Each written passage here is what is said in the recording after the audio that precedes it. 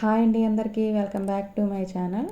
ఈరోజు వీడియోలో ప్రత్యేకంగా వెంకటేశ్వర స్వామికి నైవేద్యంలో ప్రసిద్ధి చెందిన వడను చూపెట్టబోతున్నాను. ఇది తిరుమలలో స్వామివారికి ఈ వడను తప్పనిసరిగా నైవేద్యంగా పెడతారండి. ఈ రెసిపీ చేయడం కూడా చాలా సింపుల్ అండి. టేస్ట్ అయితే చాలా బాగుంటుంది. మరి ప్రాసెస్లోకి వెళ్దామా అండి. ముందుగా ఒక బౌల్లోకి పొట్టు మినప్పప్పుని 200 గ్రామ్స్ వరకు తీసుకుంటున్నాను. అందులో వాటర్ వేసి 6 నుంచి 7 గంటల వరకు నానబెట్టుకోవాలి.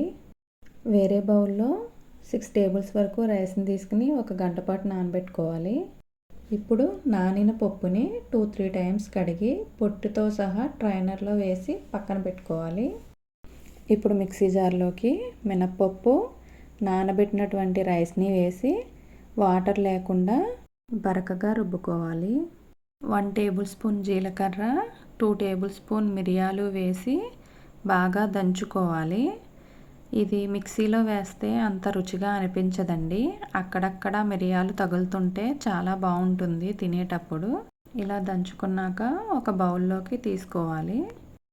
ఇప్పుడు ఈ పిండిలో వేసి సరిపడినంత సాల్ట్ వేసి బాగా కలుపుకోవాలి. చూసారు కదా, కన్సిస్టెన్సీ అన్నది ఇలా ఉండాలి. ఏదైనా తడి క్లాత్ మీదైనా ఇలా అరిటాకు మీదన్నా చేతితో వడల్లా ఒత్తుకోవాలి. పెనం మీద డీప్ ఫ్రైకి సరిపడినంత ఆయిల్ వేసుకుని నార్మల్ హీట్లోనే 2 వైపులా కలర్ చేంజ్ అయ్యే వరకు ఫ్రై చేసుకోవాలి. ఇవి ఫ్రై అవ్వడానికి కొద్దిగా టైం పడుతుందండి. ఇవి వేడి మీద మెత్తగా ఉన్న చల్లారాక క్రిస్పీగా అవుతాయండి. చూసారు కదా, వెంకటేశ్వర స్వామికి ఎంతో ప్రీతికరమైన వడలు రెడీ అయిపోయినాయి.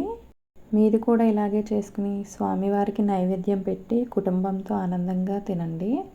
ఈ వీడియో నచ్చితే లైక్ చేయండి, మీ ఫ్రెండ్స్కి, రిలేటివ్కి షేర్ చేయండి. మరిన్ని రెసిపీస్ కోసం మా ఛానల్ని సబ్స్క్రైబ్ చేయండి. Thank you for watching.